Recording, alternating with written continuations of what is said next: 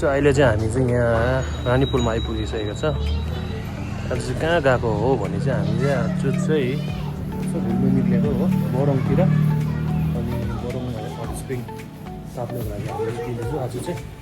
दार्जिलिङ भएर चाहिँ डिसाइडै नभएर चाहिँ अब बोरङ जाउँ भनेर चाहिँ हामी दुईजना रेडी भएर निक्लिसकेको छ हो।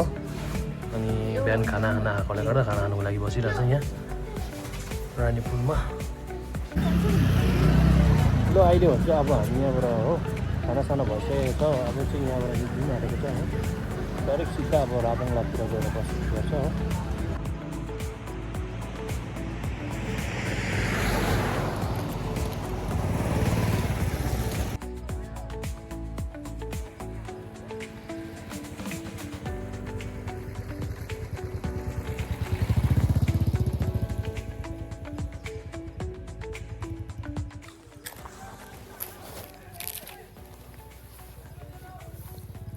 अहिले चाहिँ हामी यहाँ रालोङमा बसिरहेको छ हो।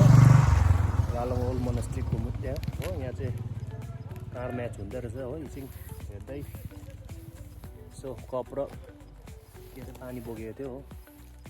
अब कफी बनाइकन खायो हो। के हल्का रिल्याक्स गरिरहेको छ राम्रो जग्गामा बसेर हो।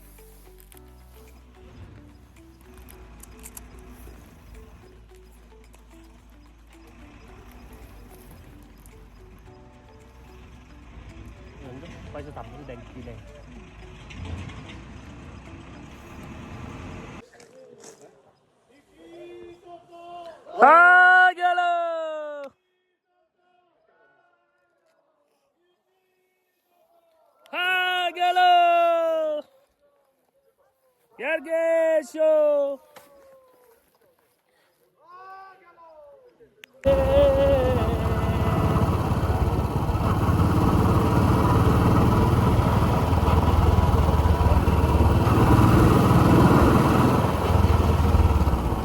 लु अहिले हो भने चाहिँ अब हामी यहाँ फाइनल्ली हो आइपुगिसकेको छ यहाँ पोलक।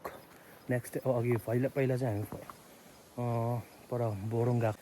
दिस टाइम चाहिँ हामी यहाँ पोलक आएको छ हो।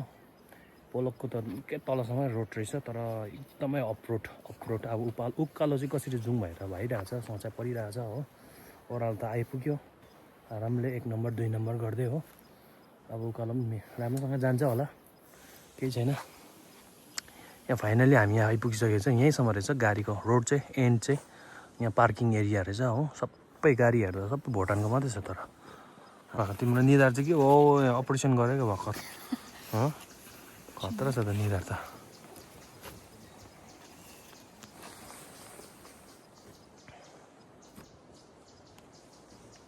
यहाँ चाहिँ तपाईँको पार्किङ र अनि यो बाइक के अरे यहाँदेखि तल हट स्प्रिङ एन्ट्री फी र पार्किङको दुईटाको जोडेर चाहिँ 40 रुपिस लाग्दो रहेछ हो।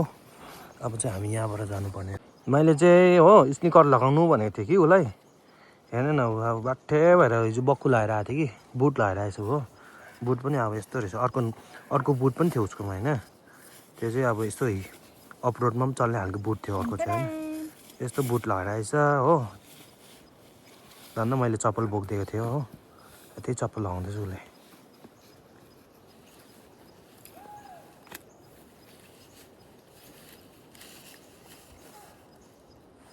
रात परिसक्यो नि हौ। कुन देशमा आइपुगेर बसिरहेको छ यहाँ।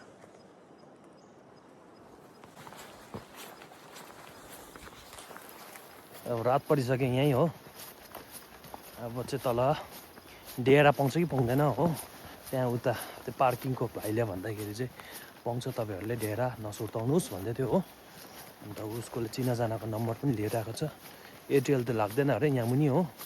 जियो छ उसको नम्बर हो अर्को। त्यसमा चाहिँ ब्यालेन्स पनि थिएन भर्खर ब्यालेन्स हालेको हो। अब चाहिँ ओह्रालो हिँड्दैछ यसरी।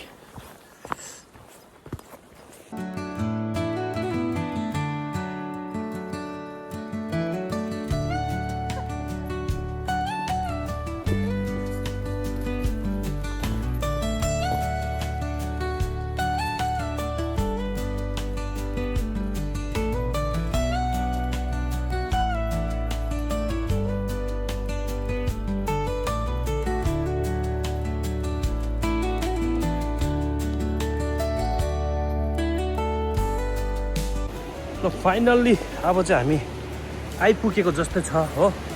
यहाँ चाहिँ वारी पारी दुइटैपट्टि रहेछ डेराहरू चाहिँ तपाईँहरू हो। अन्त फाइनल्ली अब चाहिँ आइपुगेको जस्तो छ हो।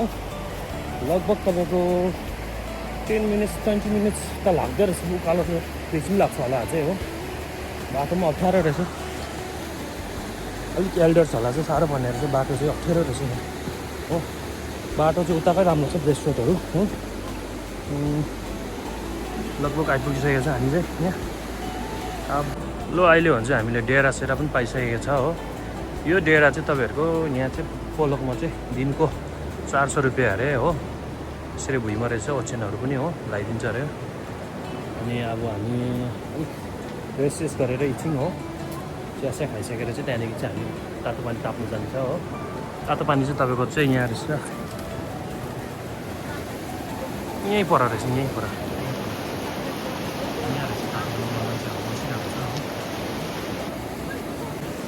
लो। अहिले चाहिँ अब हामी रेडी भइसकेको छ हो तातो पानी ताप्नुको लागि।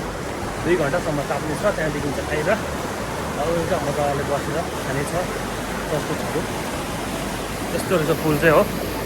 साह्रै अप्ठ्यारो पुल चाहिँ, अप्ठ्यारो रहेछ, डरसुरी रहेछ, साह्रै अप्ठ्यारो रहेछ पुल चाहिँ।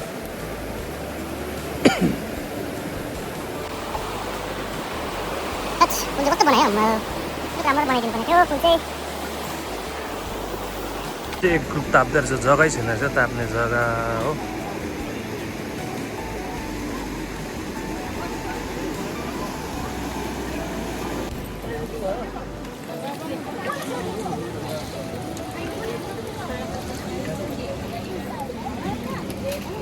के लगाएको ढुङ्गाको तेल के लगायो भने के हुन्छ अरे?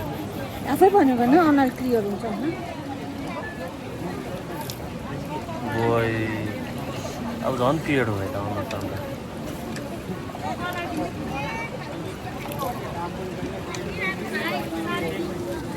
एकदमै तातो रहेछ पानी चाहिँ, सक्दैन रहेछ। 10 मिनट्स ताप्दै निक्लिनु पर्ने रहेछ बाहिर, पुरै तातो।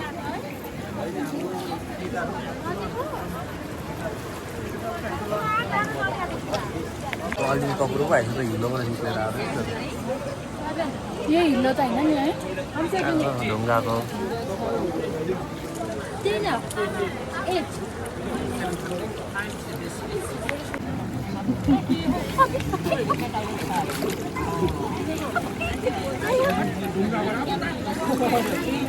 के भएको? पानीले मलाई आफै उचाल्नु।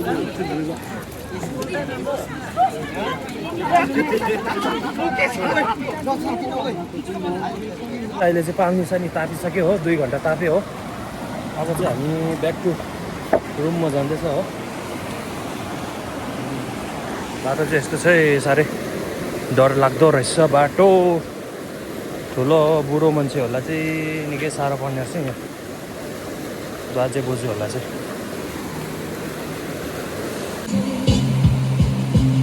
यस्तो चाहिँ तातो पानी तापेर चाहिँ यस्तो खानुपर्छ अरे। प्रेसर लो भएको चाहिँ अलिकति हाई बनाइदिन्छ हो।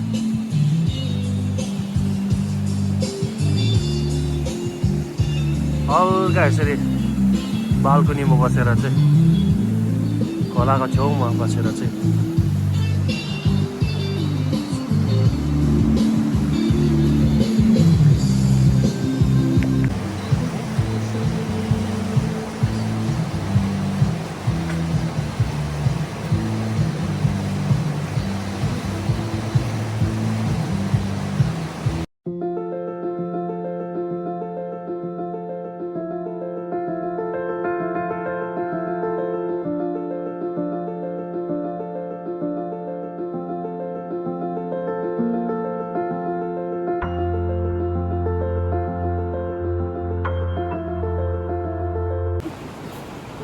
यहाँ चाहिँ जाडो भयो अरे। उसलाई चाहिँ आगो ताप्दैछ हो। त्यस्तो जाडो त छैन हुनु चाहिँ, जाडो भयो भन्छ। ल अहिले चाहिँ अब हामी खाना खानु आँटेको हो, भोक लागिसकेको छ हो। इस्कुसको जरा र मटर, मुसुरी दाल अनि कोपी र मटर रहेछ। अन्त यहाँ बिफ मगाएको थिएँ एउटा चाहिँ। यस्तो छ रातिको चाहिँ यहाँ पोलकको तातो पानीमा चाहिँ तपाईँहरू देख्न सक्नुहुनेछ यहाँ पछाडि यहाँ पानी ताप्दैछ मान्छेहरू। पानी ताप्ने हो यहाँ हो। पानी यहाँ छ अरे।